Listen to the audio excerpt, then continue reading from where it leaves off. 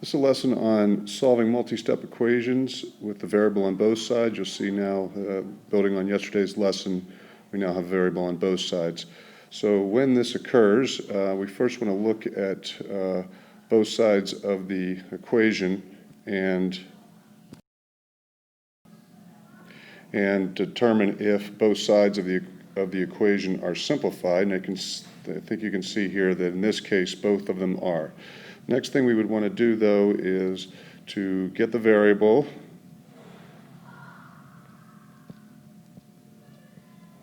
on the same side. That would be the first goal. We're going to use a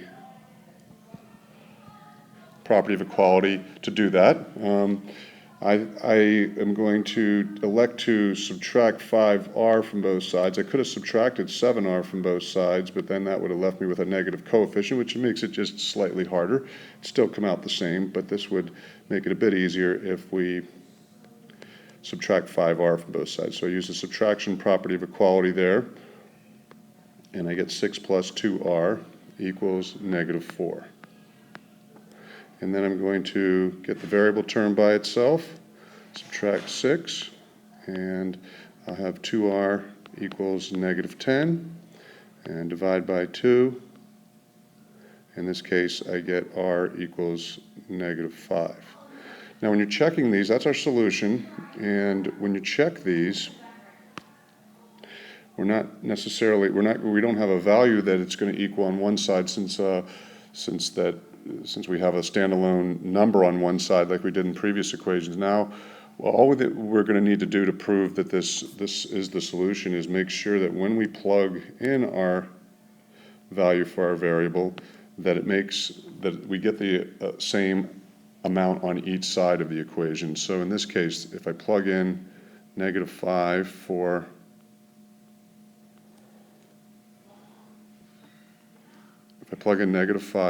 the r on the left side, and I say, does that equal the amount that I get when I plug in negative 5 on the other side? And let's see what that gets us. This is 6 plus negative 35. And does that equal negative 4 plus negative 25? And I get negative 29 equals negative 29. And so that confirms that r equals negative 5 is the solution. Okay, so in this next equation, we have 17/3 y minus 6 equals 2/3 times the quantity negative 27 halves plus w.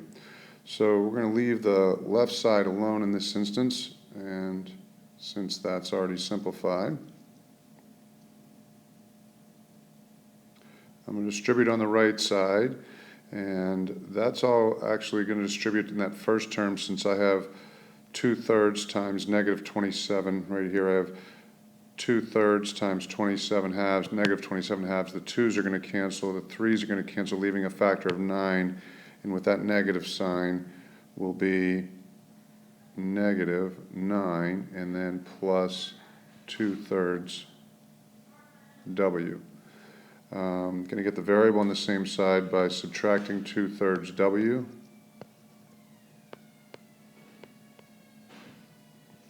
And so that's going to get me 17/3 minus 2/3. That's 15/3, or 5w minus 6 equals negative 9. And then I'm going to get the variable term on the same side by adding 6. And that will get me 5w equals negative 3. And divide by 5. And so w equals negative 3/5. And since this original problem is rather busy, I'm going to shrink this down a little bit. Since this original problem is rather busy with chock full of fractions, I'm going to check this one on my calculator, and so I'm going to give you some instructions how to do that. I will want you to show me the plug-in.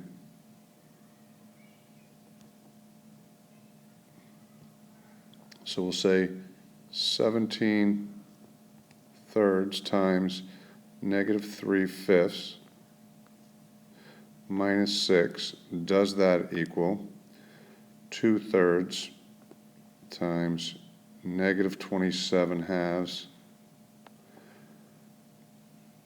plus negative 3 fifths. And so when you're plugging that into your calculator, you're going to want to, I think this is going to be a little challenging for me to actually show how to do this without showing you on a smart board with the calculator software, but you're going to want to store in the value for, you're going to want to store in the negative 3 fifths, and so the way that you will do that will be negative 3 divided by 5, and then you want to hit enter.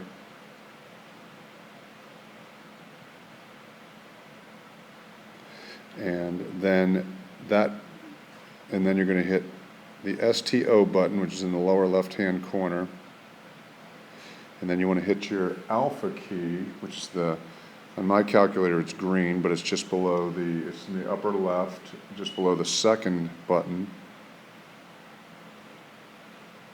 And that enables you to store any values you want under any of the letters above any of the keys. And so I usually store my values under the A, which is under math, so then you'll hit the math key and then hit enter again.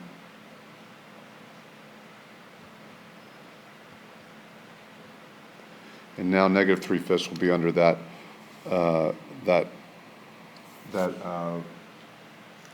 math key for the letter A. And so then when I try to retrieve it, I think at this point I'll let you give it a go in terms of trying to retrieve it, but you're going to do 17 divided by 3 in parentheses, and then you're going to hit alpha math, and that will show up as an A on your screen, and then you say minus 6, and then that gives you a certain value that will come up on your screen, and then you want to repeat that process on the other side of the equation, and if that gets the same value as you got on the right side, then you know your solution is confirmed. So that's probably something I'm going to need to show the details of in class. It's very difficult to do that in this format on this recording. Let's go to the next equation. So on this one, we're going to solve negative 14 minus 3/4 times the quantity 8k plus 2/3 equals negative 15. So I'm going to leave the negative 14 alone. I'm going to distribute negative 3/4 to the 8k right here and negative 3/4 to the 2/3, and I'm going to get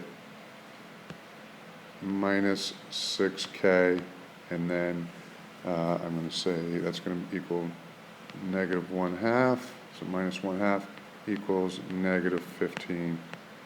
I'm going to simplify on this left side, and I'm going to have negative 14 and a half minus 6k equals negative 15k.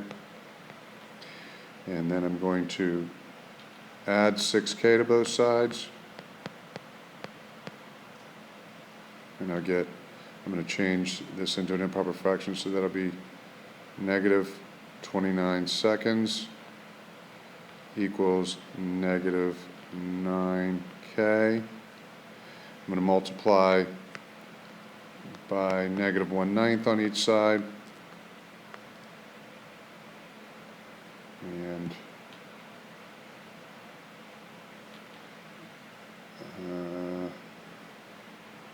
so times negative 1/9. and that will get me that k equals positive 29 over 18. And again, I'm not going to check this one, but that's one that you would want to use your calculator to store. It's not obviously an awkward value to then plug in, show your check that this all equals what you get when you plug in 29/18 right there. All right, this one's just a little bit different in that I've got division by -3 and also has an outcome that will be a little unusual that we need to discuss. So as we said before, when we see this situation, this side's virtually simplified. I can make that 12 minus 7y if I want to. But over on this right side, I want to clear this -3. So I'm going to multiply both sides by -3.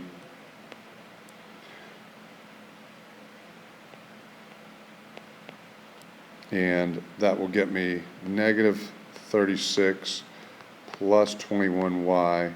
And on the other side, I get 19, because these -3's cancel, -19 plus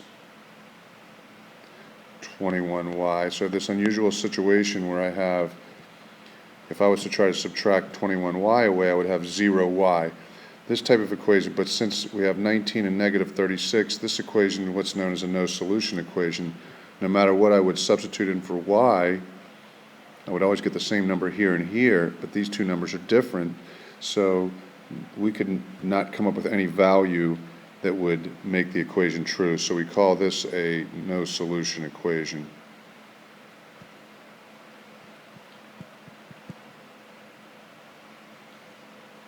So there'd be no value for y that would work up here in this original equation.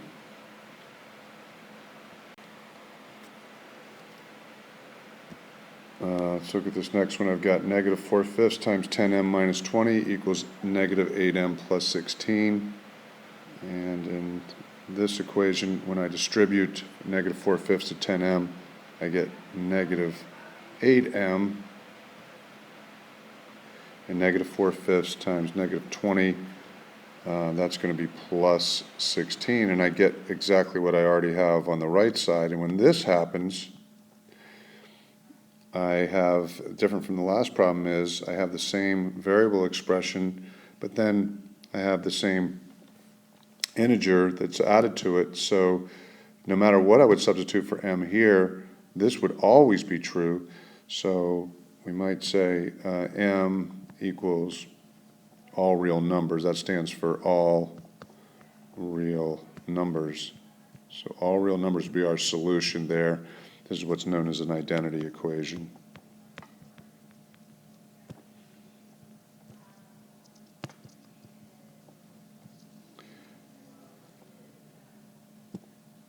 And that is the end of the lesson.